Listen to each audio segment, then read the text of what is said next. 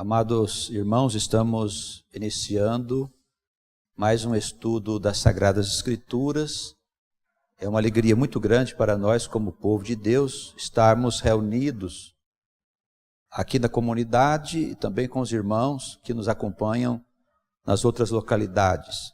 Queremos pedir a bênção do nosso Deus para todos nós, todas as nossas famílias, nesses dias tão trabalhosos que estamos atravessando, que Ele tenha por nós um cuidado especial para que nenhum de nós se desvie do caminho que Ele deseja que sigamos. Que as bênçãos dEle possam estar presentes nos nossos corações.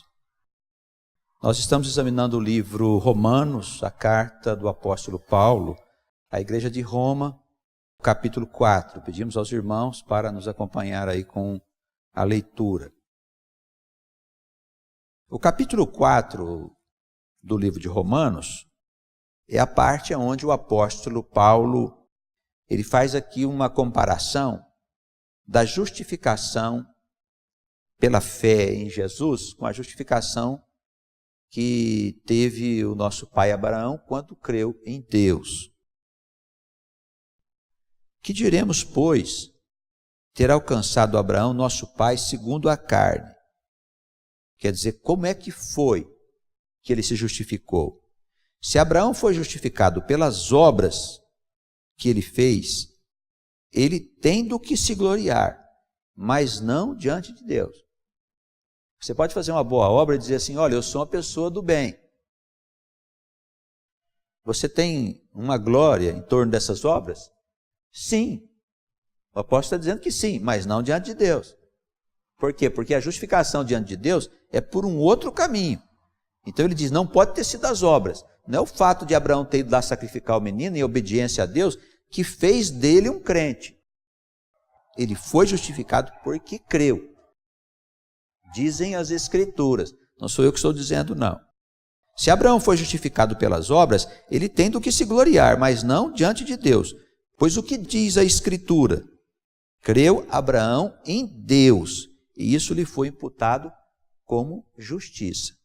Ora, aquele que faz qualquer obra, não lhe é imputado o galardão segundo a graça, mas segundo a dívida. Mas aquele que não pratica, que não faz a obra, mas crê naquele que justifica o ímpio, a sua fé lhe é imputada como justiça. Então, o que ele quis dizer aqui para nós? Aquele que faz qualquer obra, não lhe é imputado o galardão segundo a graça. Vamos pensar assim, o marido dá um presente para a mulher e espera que ela tenha uma reação para agradecê-lo do que ele fez, ou que ele faça alguma coisa, ou que ela faça alguma coisa. O marido dá um presente à mulher e espera que ela faça alguma coisa para retribuir. Então esse presente que ele está dando não é segundo a lei do amor, porque o amor não espera que o outro retribua, ele dá porque ama. Quando ele espera, é porque aquele presente é segundo a dívida. Não tem muito isso em relacionamentos? Eu fiz, você não reconheceu? Não tem muito isso? A gente vê toda hora os irmãos aí reclamarem. Às vezes é o marido reclamando da esposa, às vezes é a esposa do marido. Eu faço tanta coisa, ele não reconhece. Ponto. Você não está falando do amor de Deus. Você está falando da dívida que o teu marido tem com você por causa das coisas que você faz para ele. Isso é amor ou obra segundo a dívida. Isso não é o amor de Deus. O amor de Deus é gracioso. Você dá o presente porque você ama aquela pessoa e não espera nada dela. A alegria dela de receber o presente que você deu já é a recompensa que você tem. Entendeu? Fazer essa pessoa feliz e alegre por presenteá-la é resultado do amor abundante que tem dentro do seu coração. Você não precisa daquela, muito obrigado, você é um grande marido, você é uma coisa maravilhosa. Não tem necessidade disso. Você não precisa disso. E assim são todas as obras que nós fazemos. Nós devemos fazer o bem porque amamos. Amamos todas as pessoas. Queremos ajudar, queremos servir. Servir edificando a vida do nosso irmão, participando da vida dele. Participando da vida da igreja, das obras que estão sendo feitas por causa do reino. Estamos trabalhando para isso. Tudo isso é feito não esperando recompensa, não é necessário o pastor vir aqui na frente e falar, ô fulano, vem cá, olha o negócio, eu quero te agradecer, meu irmão. Vem aqui, sobe aqui diante de nós, eu quero te apresentar à igreja como um servo, muito fiel, muito verdadeiro, muito trabalhador, muito isso, muito aquilo. Se você faz uma obra para Deus esperando ser reconhecido, você está fora da lei da graça, da lei do amor. Porque Deus te ama sem que você nem se importe com Ele. Mais ainda, Ele te dá comida, te dá casa, te dá o ar para respirar, te dá a vida, o sono, o descanso, te dá todas as coisas, sem você nem saber que Ele existe. Esse é o amor ágape, né, que fala, que é o amor incondicional, Ele não exige nada de ninguém. E é aí que nós precisamos prestar atenção. Paulo está nos ensinando qual é o caminho do amor que justifica, da fé que justifica o ímpio. Então, aquele que faz qualquer obra, não lhe é imputado o galardão segundo a graça, mas segundo a dívida. Eu fiz uma obra e quero que o Senhor me ajude, me pague, eu mereço e tal. Essas coisas não têm lugar nos céus. Pelo menos na doutrina do Novo Testamento, irmãos, não tem. A não ser que seja uma outra doutrina. Eu faço merecimento, eu vou fazer muitas obras de caridade, então quando eu chegar nos céus, os anjos vão tocar harpas, me receber em alegria, porque eu fui muito bom. Isso não tem espaço na doutrina, nos ensinamentos de Jesus Cristo e de Paulo, que é o apóstolo principal. E essa doutrina, ela reflete em todos os ensinamentos apostólicos. Na verdade, Deus é tudo, nós não somos nada. E nosso papel é amar as pessoas e servir. É isso. Por isso Jesus disse, eu sou como um servo. Nós precisamos ser como Jesus, servos de todos. Servimos em todas as coisas, sem esperar que alguém reconheça o nosso trabalho, porque Deus está reconhecendo. Dá licença? Vamos acordar, Deus está reconhecendo o nosso trabalho. Aquele então que não tem obras, mas crê, versículo 5, naquele que justifica o ímpio, a sua fé lhe é imputada como justiça. Assim também, agora ele vai mostrar aqui, em outras passagens, Davi declara dos Salmos, bem-aventurado é o homem a quem Deus imputa a justiça sem as obras, dizendo, bem-aventurados aqueles cujas maldades são perdoadas e cujos pecados são cobertos, não são apagados. Presta bem atenção aí, para você, quando Jesus te perdoar, você pensar, bom, agora estou tranquilo. Não fique. Os pecados continuam aí, Jesus só cobriu, para que eles não tenham poder de destruir sua vida. É só no juízo, viu, irmãos, que nós vamos ser limpos definitivamente do pecado. Bem-aventurado é o homem a quem o Senhor não imputa o pecado. Quer não imputar o pecado? Quando ele recebe você na casa dele, ele não considera os teus pecados. Se ele considerar os pecados, nós todos seremos consumidos. Concordam, irmãos? Seremos consumidos, porque todos somos pecadores, ou quem não é? Não tem coisa pior no mundo, irmãos, do que alguém dizer que não tem pecado, ou que não tem o que melhorar. Escuta, a gente precisa melhorar. Às vezes nós falamos com os irmãos que procuram orientação na igreja, e eles dizem assim, mas eu não sei o que eu preciso melhorar. Sabe, a pessoa não tem noção. Nós precisamos mostrar os mandamentos, as regras, para que o indivíduo tome ciência do que ele está fazendo com a sua vida. Precisamos acordar esses irmãos, despertar esses irmãos para a verdade. Então, Davi aqui, lá 950 anos antes de Cristo, Davi já colocou no Salmo 32. Está bem ali para você ver. Que é bem-aventurado aquele cuja maldades são perdoadas. O perdão não implica obra.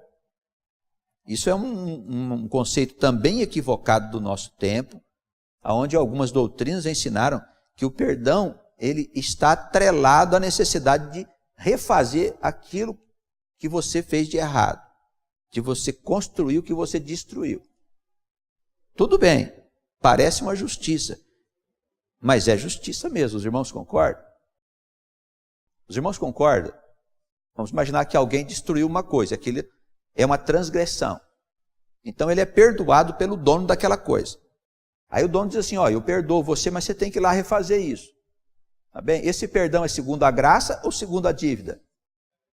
segundo a dívida, pois ele exige que o sujeito vá lá refazer o que ele estragou. O perdão verdadeiro diz, está perdoado. Ah, mas eu vou lá refazer. Não tem necessidade.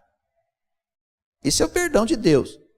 Por isso, o rei Davi diz aqui no seu salmo, bem-aventurado aqueles cujas maldades são perdoadas. O perdão do Senhor não implica se você ter que fazer absolutamente nada. Isso é Novo Testamento. É isso. Ah, eu acredito que é de outro jeito. Bom, tudo bem, mas não é Jesus. Tudo bem, não é Paulo. Tudo bem, não é Pedro. Tudo bem, não é João. Você acha que você tem alguma outra coisa para crer? Então crê. Em quê? Em quem? É uma questão de bom senso. Vem, pois, essa bem-aventurança sobre aqueles que são judeus, circuncisos somente, ou também sobre os que não têm circuncisão, que são gentios. Porque dizemos que a fé foi imputada como justiça a Abraão. Como foi, pois, imputada? Ele estava circunciso ou na incircuncisão? Quando nós lemos lá no Gênesis, irmãos, capítulo 18, nós vemos que Abraão, quando ele creu no Senhor, a circuncisão não tinha sido estabelecida ainda, ela foi bem para frente. Então, quando ele creu no Senhor e foi tornado justo, ele não era circunciso, porque depois a casa dele toda foi circuncidada, conforme a ordem de Deus. Mas se ele foi tornado justo porque creu, ele não precisou da circuncisão. Isso faz com que os gentios possam também ser justificados pela fé. Percebe a comparação? Como Paulo atrela. E ele explica, ele diz, não, mas quando Abraão foi justificado, ele não tinha circuncisão ainda. Então a circuncisão não é necessária para que o homem seja justificado. Porém, se o homem for circuncidado e ele não andar nos caminhos do Senhor, a sua circuncisão não vale coisa alguma. Se ele não tiver fé em Adonai, fé em Deus, fé em Jeová, seja o nome que der a Deus, ele não vai ser justificado. Ele é como o gentio.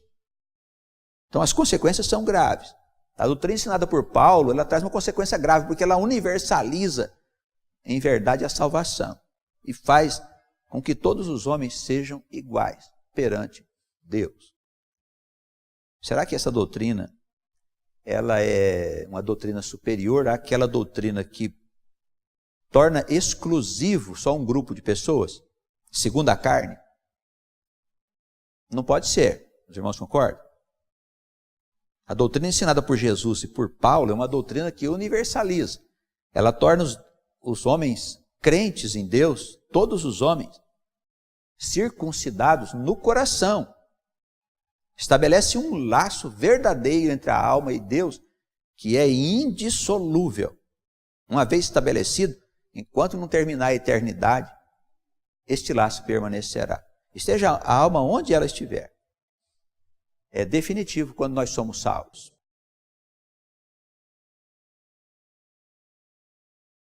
Recebeu o sinal da circuncisão, selo da justiça da fé, quando estava na incircuncisão, versículo 11, para que fosse pai de todos os que creem, estando eles também na incircuncisão, os gentios, a fim de que também a justiça de Deus possa lhes ser imputada. Ele está mostrando assim que a salvação de Deus é estendida a todos os homens pelo caminho da fé. E fosse pai da circuncisão, daqueles que não somente são judeus, mas que também andasse nas pisadas daquela fé que teve o nosso pai Abraão, que tivera na incircuncisão. Porque a promessa de que havia de ser herdeiro do mundo, preste atenção aí, é importante aqui, o pessoal que é evangélico, é importante ver isso aqui, os que acreditam que o mundo vai acabar. Herdeiro do mundo. Os mansos herdarão a terra e tudo mais. Não é uma outra terra, a herança é aquela que está posta, que está estabelecida. Você não herda uma coisa que não existe, você herda uma riqueza que já existe, um bem que já está posto. Ele diz aqui, porque a promessa de que havia de ser herdeiro do mundo não foi feita pela lei a Abraão. A lei foi lá em Moisés, 400 anos para frente. Ou a sua posteridade, a sua descendência, mas pela justiça da fé. Então, quando Deus fez a Abraão a promessa de que da sua descendência ele faria uma grande nação, Abraão não era circuncidado e a lei não existia. Por isso a promessa é filha da fé. Ela não é filha da lei nem é filha da circuncisão. Os irmãos estão percebendo? É claro que a doutrina de Paulo estava desmontando o judaísmo. Estava desmontando. Se aceitasse os ensinamentos de Paulo, que são os ensinamentos de Cristo, naturalmente ele saía do judaísmo. Porque os raciocínios de Paulo são claros. É muito difícil alguém afirmar que não é desse jeito. O judeu só pode dizer que Paulo estava sem juízo, tinha enlouquecido. Alguns falam que ele perseguiu os cristãos e depois ficou com dor de consciência e ficou louco. Há quem diga isso para tentar desqualificar os ensinamentos do apóstolo. No versículo 14 ele diz assim: se os que são da lei são herdeiros, logo a fé é vã e a promessa é aniquilada. Porque a lei opera a ira, e onde não há lei também não há transgressão. Portanto, é pela fé, para que seja segundo a graça, a fim de que a promessa seja firme a toda a posteridade, não somente a que é da lei, que são os judeus, mas também a posteridade que é da fé, que são os gentios. A mesma fé que teve o nosso pai Abraão, que é pai de todos nós, segundo a fé. Abraão é pai dos judeus segundo a carne, e pai de todos nós segundo a fé. Qual é mais importante, a paternidade pela fé ou a paternidade pela carne? Pela fé. Por quê? Porque a paternidade pela fé, ela permanece, a da carne não. A carne vai sendo transformada e ela pertence a esse mundo em constante transformação. A justificação pela fé, ela permanece. A paternidade de Abraão, ele é nosso pai segundo a fé e não segundo a carne. Como está escrito aqui, ele vai desenvolvendo o pensamento: por pai de muitas nações te constituí, perante aquele no qual creu. Em quem Abraão creu? Em Deus, a saber Deus, o qual vivifica os mortos e chama as coisas que não são como se já fossem. Olha, presta atenção nesse versículo. A saber, em quem Abraão creu? Em Deus. Quem justifica, vivifica os mortos, tirando a alma da morte para a luz. É Deus. A justificação é Deus quem faz, por meio de algum intermediário. Pode ser por meio de um profeta, pode ser por meio de um crente. Existe uma discussão muito grande aí entre os teólogos, isso foi objeto de discussão na Idade Média e tudo mais, se o crente podia salvar alguém, sendo ele um crente verdadeiro. Evidente que sim. Se os profetas ensinavam o povo, a todo o povo era desobediente, os profetas vinham dizer: olha, vocês estão desobedecendo, Deus quer que vocês seguem nesse caminho aqui. Uma vez que alguns crentes seguiram, alguns judeus seguiram no caminho que o profeta indicou, o profeta salvou aquelas almas. Tirou aquelas almas das trevas para a luz. Mas a salvação vem de quem? Vem de Deus, por meio do intermediário. Então, quando se diz que Jesus veio para nos salvar, não quer dizer que ele que salva, quem salva é Deus, através da pessoa de Jesus. Importante não confundir Deus com Jesus, viu? Isso aí é um erro teológico gravíssimo, que nasceu lá pelo ano 300 da era cristã, em que os cristãos resolveram conceber essa ideia de que Jesus era Deus. Irmãos, uma ou outra passagem do Novo Testamento pode ser utilizada para justificar essa palavra, essa concepção. Porém, muitas outras passagens mostram que ele não tem nada a ver com Deus. Ele é o Filho do Altíssimo, o primogênito entre nós que somos a nação da fé. O que é primogênito? É o primeiro irmão, não é? Então, Jesus não é Deus e muito menos é o Verbo. O tal Filho da Trindade não é Jesus. É o Verbo divino, é a manifestação do Criador, do eterno Deus de Israel na criação. Isso nós vamos desenvolver nos nossos estudos no encontro de 2018. Importante entender que quem justifica é o próprio Deus. Aliás, irmãos, é Deus que faz tudo em todos. Não pode ser de outro jeito, não é? Alguém pensa que pela sua própria mente pode fazer alguma coisa? Absolutamente. A nossa criatividade, os dons que nós temos de fazer as coisas, vem do nosso Deus. A nossa mente não funciona sem a mente de Deus. Nós somos deuses. Estamos ligados ao nosso Pai constantemente, pela comunhão da nossa mente com a mente de Deus. E só não fazemos muito mais porque nós estamos cumprindo um plano de desenvolvimento na construção da civilização. A realidade não pode ser modificada bruscamente, ela tem que seguir o compasso do tempo, da mudança do próprio universo. Nós caminhamos assim, mas as nossas potencialidades não têm limites. Os dons de Deus estão em nós, porque somos deuses. Nascemos da essência de Deus. Somos fulgurações da luz divina, que tomou consciência da sua existência individualizada. E existimos assim nesse universo que o Pai criou para nós. Amém? Somos habitantes da criação. Esse é um novo conceito, uma nova maneira de ver a vida, a criação, a origem da alma, a sua missão existencial, os céus da eternidade, a nossa relação direta com Deus, sem qualquer intermediário. E se temos um intermediário é porque ainda há essa necessidade, mas um dia a humanidade não precisará de nenhum intermediário. E aí, simbolicamente, a palavra de Deus diz que Ele andará entre nós e dirá, esse é meu povo, nós diremos, Ele é o nosso Deus. Não é? Porque vamos estar em plena comunhão com este Deus. E assim é em toda a criação de Deus, nos mundos habitados, porque há muitos lugares habitados, não só esse lugar. Vamos concluir. Portanto, é pela fé, para que seja segundo a graça, a fim de que a promessa seja firme a toda a posteridade, não somente ao povo da lei, que são os judeus, mas também aqueles que são da fé, da mesma fé que teve o nosso pai Abraão, que creu como se ele fosse um gentio, e é pai de todos nós, segundo a fé.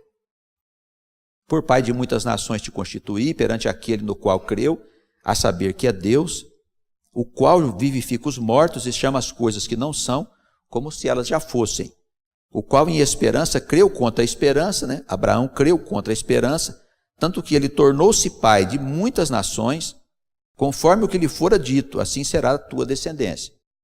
E não enfraquecendo na fé, não atentou para o seu próprio corpo já amortecido, pois era já de quase 100 anos, nem tampouco para o amortecimento do ventre de Sara. E não duvidou da promessa de Deus por incredulidade.